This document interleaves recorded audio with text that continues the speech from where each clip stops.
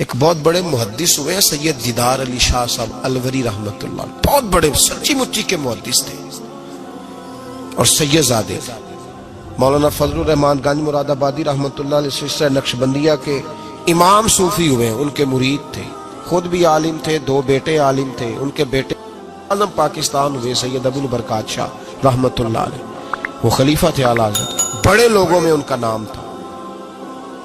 سید دیدار علی شاہ صاحب رحمت اللہ علیہ کے دوست تھے سید نعیم الدین مراد آبادی، وہ مراد آباد میں رہتے تھے۔ سید نعیم الدین مراد آبادی بھی اعلیٰ حضرت کے خلیفہ ہوئے۔ دیدار علی شاہ صاحب کہتے ہیں میں اکثر سید نعیم الدین صاحب سے ملنے جاتا تو وہ مجھے فرماتے آؤ تمہیں حضرت شیخ احمد رضا کے پاس لے کے چلو۔ تو ان کی عمر بھی کچھ اعلیٰ حضرت سے بعض لوگ بتاتے ہیں کہ زیادہ تھی سید دیدار شاہ صاحب کی، سید بھی تھے، محدث بھی تھے، عمر بھی زیادہ تھی۔ کہنے لگے میں کیوں جاؤں، میں کسی مولانا کے پاس کیوں جاؤں، یہ مشکل ہوتا ہے نا، میں کیوں جاؤں۔ 2 4 5 دفعہ انہوں نے کہا، کہنے لگے میں نے نہیں جانا۔ کہتے ایک دن میں الور سے ملنے گیا ان کو مراد آباد، تو وہ بکسا وغیرہ باندھ کے تیار بیٹھے تھے۔ میں نے کہا کہاں جا رہے ہو؟ کہنے لگے میں بریلی شریف جا رہا ہوں۔ کہنے لگے یار سید ہو کے عالم ہو کے آپ وہیں ہر وقت پہنچے رہتے ہیں۔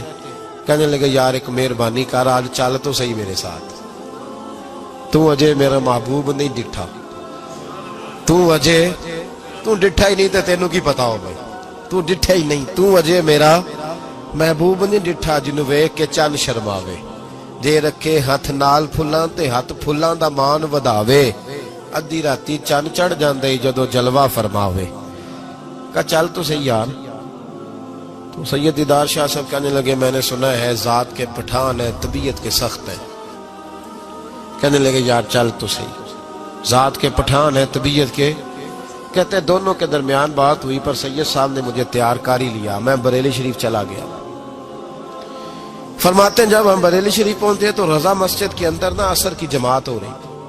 سید نعیم الدین صاحب رحمت اللہ علیہ کا وضو تھا، وہ جماعت میں شامل ہو گئے، تو مسجد کے باہر کنواں تھا، میں وہاں چلا گیا وضو کرنے کے لیے۔ تو ایک چھوٹا سا بچہ تھا 8-10 سال کا، اس نے پانی نکالا ہوا تھا وضو کرنے کے لیے۔ سید دیدار شاہ صاحب کہتے ہیں میں نے جلدی سے جا کے نا پانی اٹھایا، میں نے کہا کوئی خادم ہے نمازیوں کو وضو کراتا ہے، میں نے پانی اٹھایا تو بچہ کہنے لگا بابا جی اجازت تو لے لو پہلے۔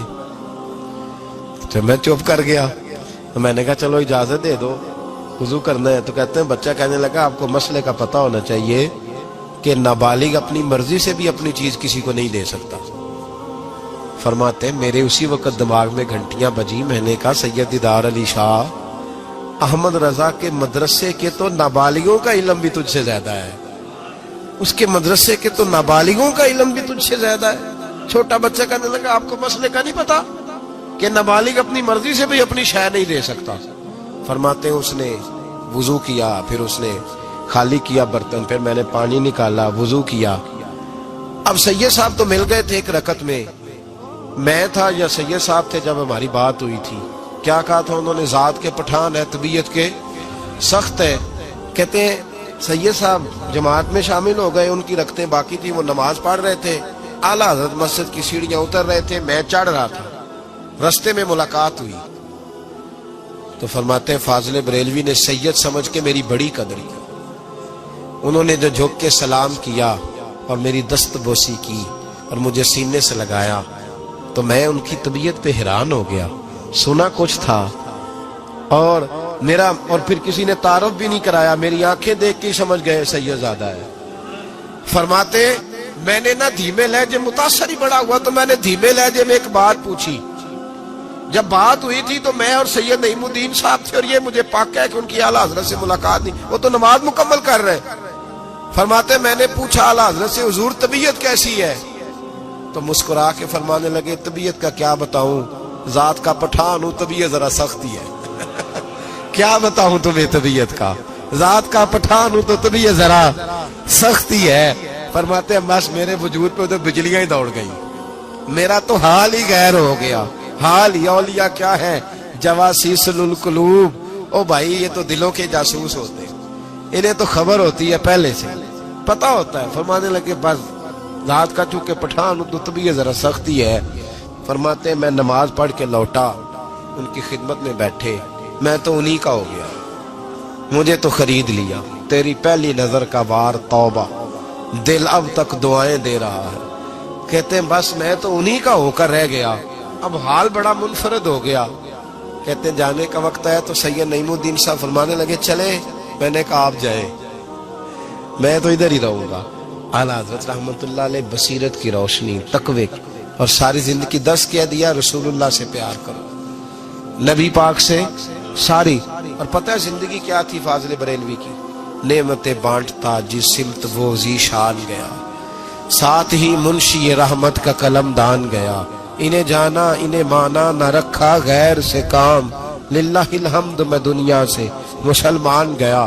اور مدینے جاتے تھے تو در رسول پہ کھڑے ہو کے کہتے تھے چمک تجھ سے پاتے سب پانے والے, میرا دل بھی چمکا دے چمکانے والا. میں مجرم ہوں آقا مجھے ساتھ لے لو, کہ رستے میں ہیں جا بجا تھانے والے. اور پھر تڑپ اٹھے کہنے لگے جھوٹے ہیں جو محبوب کی زندگی کے قائل نہیں. تڑپ اٹھے, دو قسمیں اٹھائی ایک شعر میں, کہنے لگے تو زندہ ہے واللہ, تو زندہ ہے واللہ, میری چشم عالم سے چھپ جانے والے.